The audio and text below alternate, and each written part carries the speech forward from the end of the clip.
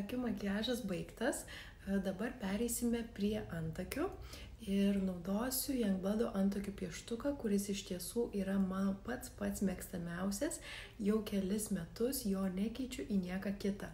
Ir taip yra dėl to, kad jo spalva blond yra tiesiog idealiai tinkama lietuvaitėms, ypatingai tokioms, kurios turi plaukų šaknis kaip mano.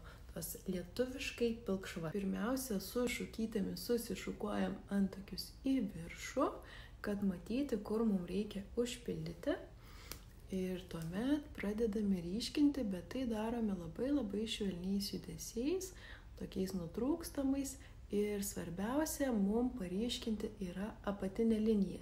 Ji turi būti ryškiausia, o visa kita švelniau. Taip pat labai raginu atkreipti dėmesį į tai, kad jūsų antakio galiukas turėtų eiti įstrižai, nosį, akies kampučiui ir antakio galiukas.